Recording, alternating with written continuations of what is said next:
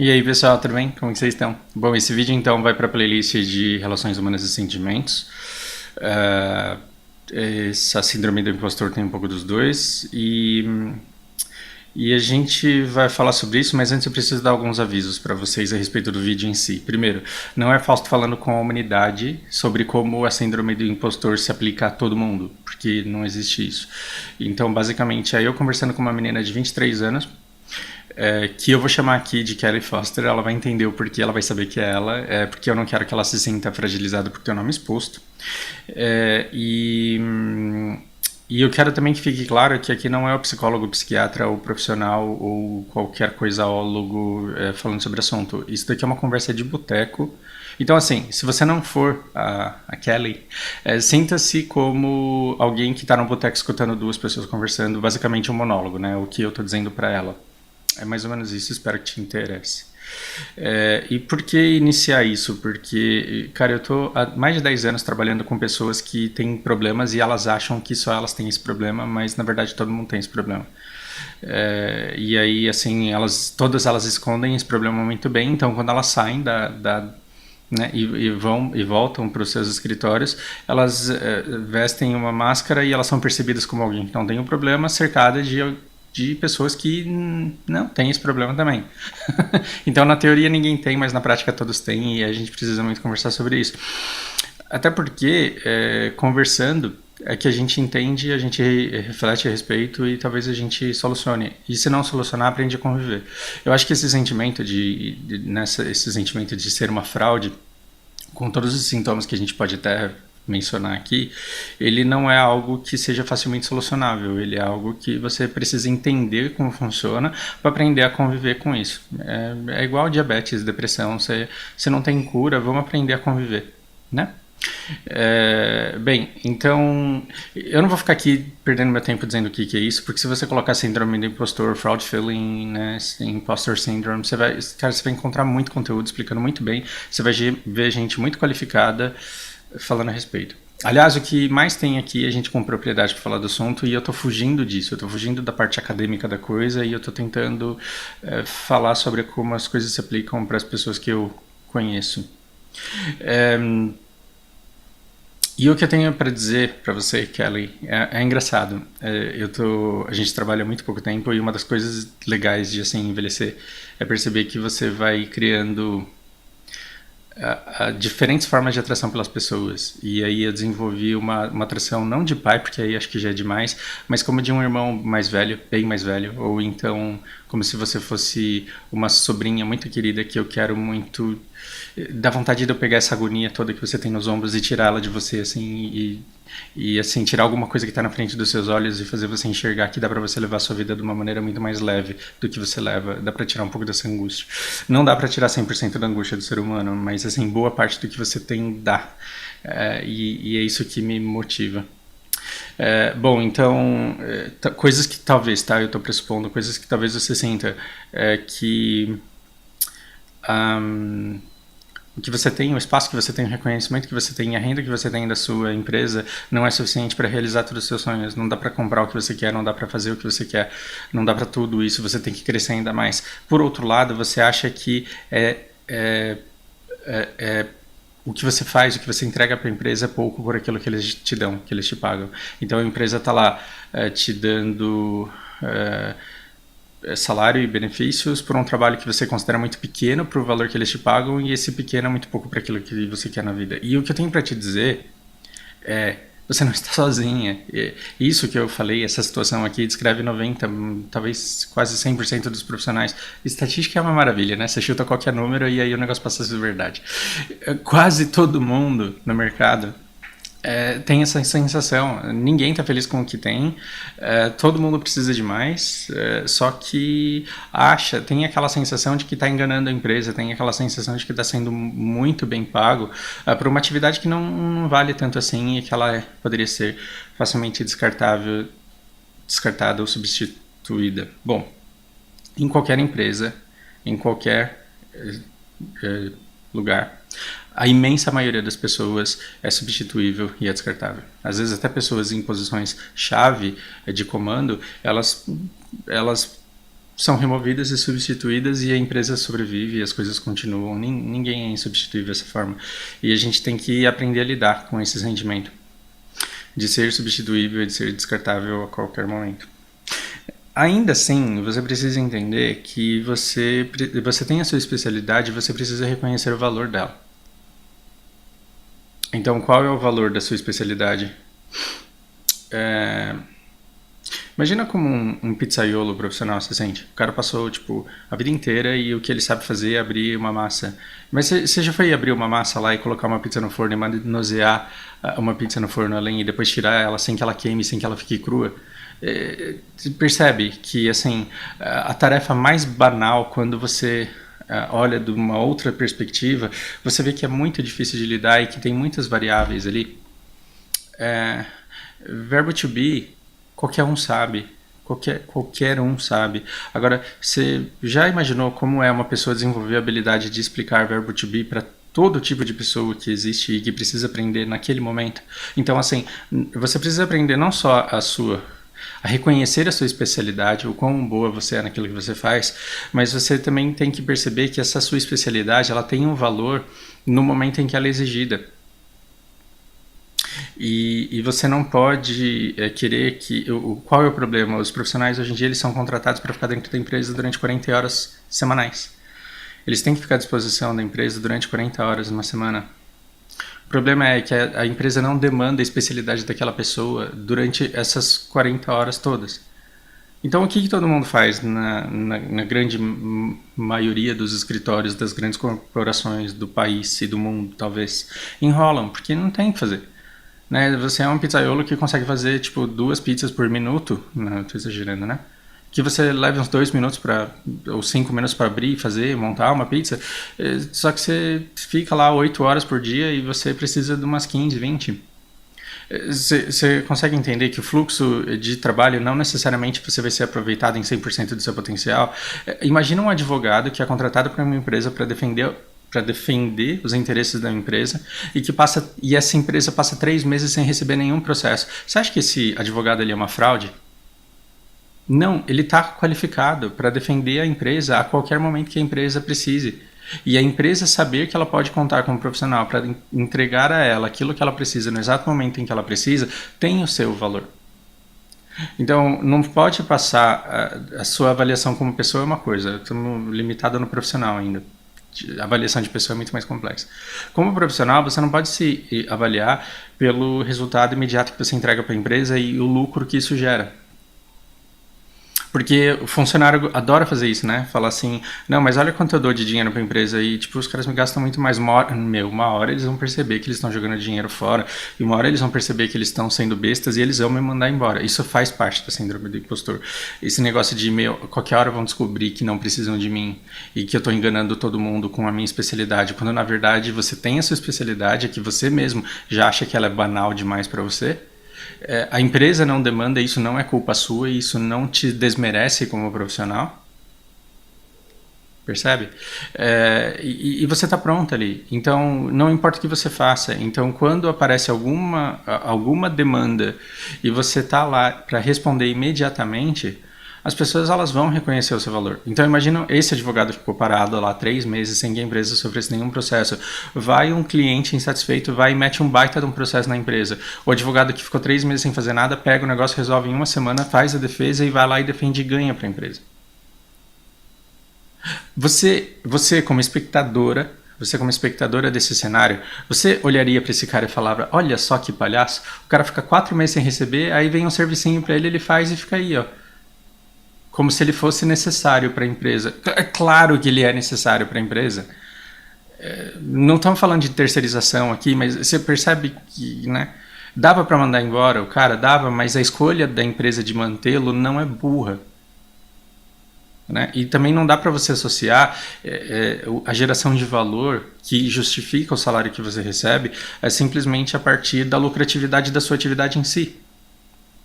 Senão, um restaurante chique de São Paulo teria que pagar o cozinheiro que pegou aquele peixe lá de R$50 Ele pega um peixe de R$ 50, corta, faz o sashimi bonitinho, monta num prato e vende por 350. Esse cara, então, ele teria que ganhar o quê? R$ 200 por minuto de trabalho dele? Não, ele vai receber o salário mensal dele lá. E aquela menina que ficou colocando os garfos e as facas na mesa para que a família entrasse e sentasse ali naquela mesa, ela não pode pensar, meu, que lucro eu gero para o restaurante. Porque, na verdade, quando o restaurante vende um prato por R$ 350, o preço dele inclui não só o peixe e o serviço do cozinheiro, mas toda a instalação, todos os custos de manutenção daquilo. É toda uma estrutura. O lucro da empresa vai para cobrir toda a atividade da empresa, que inclui você. Então, esse questionamento, se alguém tivesse que fazer, seria a empresa, e a empresa já fez e mantém. Percebe? Agora a gente entra em outros pontos que, assim, é de inadequação, da forma como as empresas hoje em dia funcionam e a sociedade se molda. Mas isso não é culpa sua, e a angústia que esse sistema gera não está só nas suas costas. Qual é o problema? O problema é que as pessoas não conversam sobre isso. Então, como que você lida com a sua insegurança, da sua síndrome de impostor? A qualquer momento vão descobrir que você não faz quase nada, que você faz muito pouco pelo que te pagam, embora você não possa nem pensar em perder a renda que você tem, porque ela já está toda comprometida. Você vai e veste uma máscara. E aí você veste uma máscara que pode ser de vários tipos. Você pode se apresentar como uma profissional extremamente autossuficiente emocionalmente, extremamente especialista naquilo que você faz. Isso pode te levar para uma arrogância. Ou então não, você pode se mostrar insegura o tempo inteiro, e aí você se torna até meio defensiva, achando que as pessoas estão te observando, estão te vigiando e estão te atacando a todo momento. Só que você tem que analisar o custo, os resultados de cada uma dessas máscaras. O que cada uma dessas máscaras pode te trazer. Né? Por exemplo, quando você... E você precisa ter consciência também de que as pessoas autossuficientes que você conhece, pensa naquela pessoa que é tão boa profissional que ela não precisa de contato nenhum dentro da empresa. Você acha que a pessoa é extremamente forte, mas talvez isso seja uma máscara de alguém que esconde essa síndrome de impostor que você tem. Vamos pensar naquele cara arrogante, naquele cara que não tem diálogo, naquele cara que passa por cima de todo mundo e só demanda e não explica e não quer conversar. Você acha que o cara é extremamente arrogante. E a arrogância, ela gera umas reações adversas nas pessoas, né? Porque tem gente que se apaixona e fala, nossa, o cara é muito foda, né? Tem gente que odeia, mas mesmo assim respeita. Quem não conhece aquela menina que fala, nossa, que cara arrogante. Sabe, né? Mas também gera nojo em muita gente se afasta desse tipo de pessoa. Eu acho que, as duas coisas são ruins, porque se a pessoa te admirar pela sua extrema capacidade, isso só vai aumentar mais ainda esse sentimento de impostora que você pode ter. Por outro lado, a fraqueza também é ruim, porque aí a pessoa ela pode, sem perceber, entrar pro lado bully da coisa, que é tentar te tratar com desprezo, ou por problemas pessoais dela, ou questionamentos pessoais dela, ou então até de maneira inconsciente para tentar gerar força em você. Por te achar fraca e achar que você tem que desenvolver alguma força, ela começa a te maltratar ainda mais para ver se você reage àquilo. Coisa profunda demais. Independente de tudo isso, saiba que você não está sozinha, que as pessoas que te cercam elas estão vestindo exatamente as mesmas máscaras que talvez você use. Aqui, se você não consegue solucionar isso de uma vez, abrace a sua insegurança. Eu fiz uma listinha das coisas que eu queria dizer, e esse abrace a sua insegurança, ele é o último. Bom, aqui tem coisas do próximo vídeo de rotas também. Abrace a sua insegurança significa... Não é rotas BDO. Gente, eu tô devendo conteúdo pra tanta gente, me desculpem.